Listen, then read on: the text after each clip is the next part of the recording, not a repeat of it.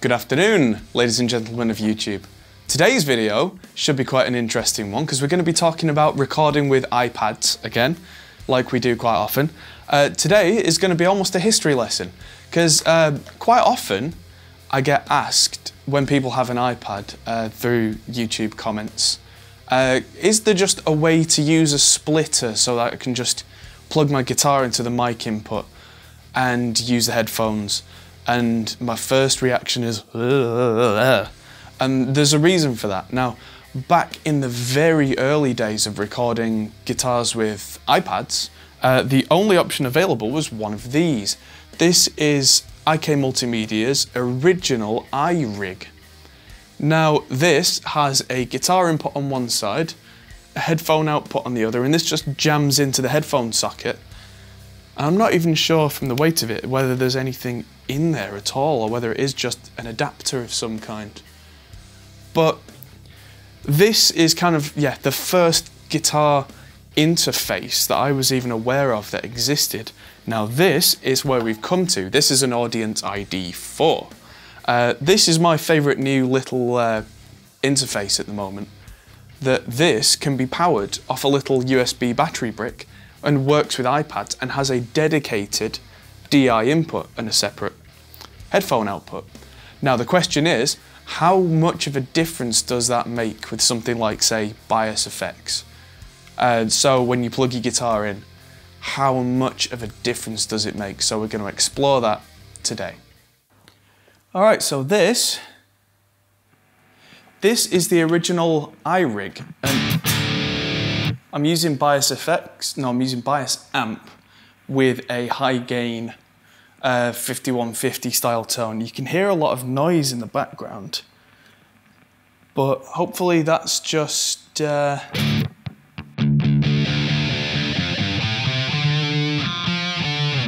let's see how this goes.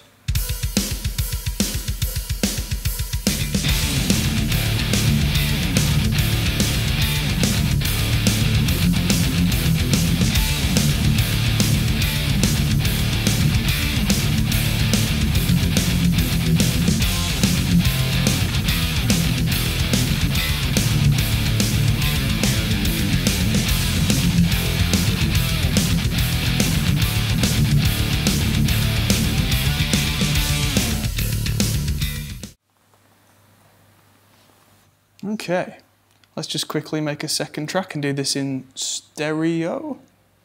The headphones, it's worth noting, aren't very loud on this because apparently if I turn this up too loud I get a bit of internal feedback. So I'm trying to avoid using a click and it's so much background noise. Okay, it doesn't sound as bad as I thought it would actually. So let's quickly swap this out for the iD4.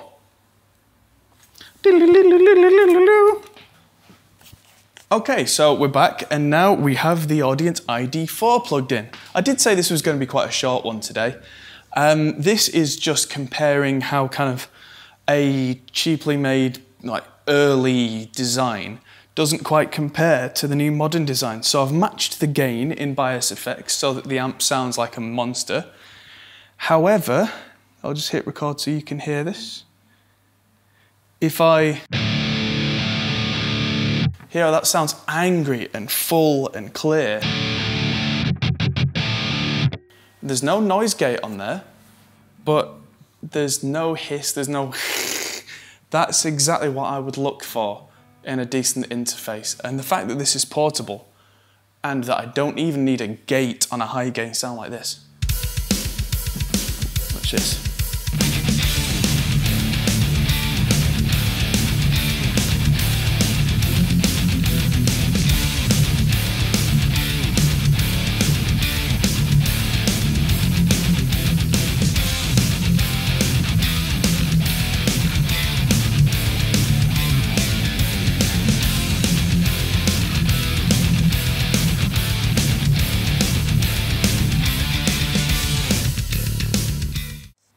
Okay, and let's just quickly double track that. I'll go back into my mixer, make sure that's on input from audio bus.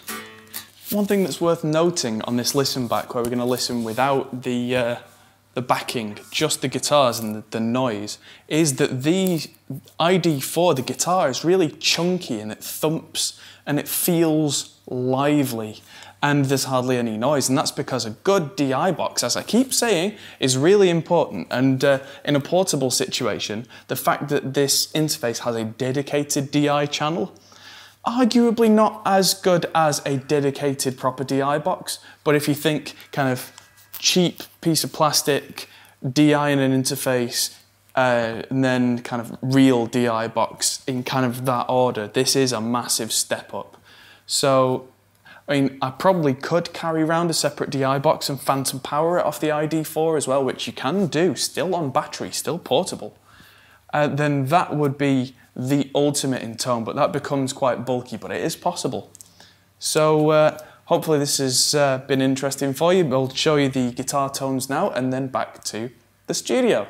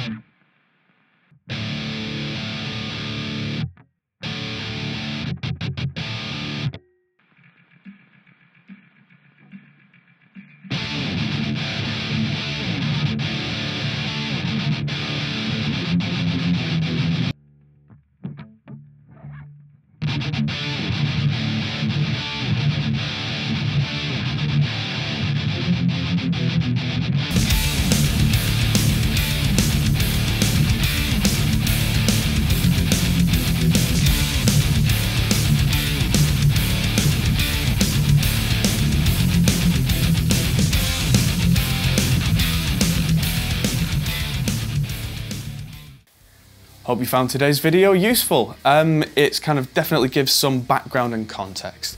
So big thanks to Audient for sending us the iD4. We've had that iRig since the dawn of time because we actually got that back when it was new, so I just kind of pulled that out of a drawer. And absolutely no disrespect to IK Multimedia. This is more of a kind of a historical thing showing kind of how far we've come from the original stuff. I mean, IK Multimedia make iRig Pros and stuff that are a lot better now than the original, but it's just an interesting comparison.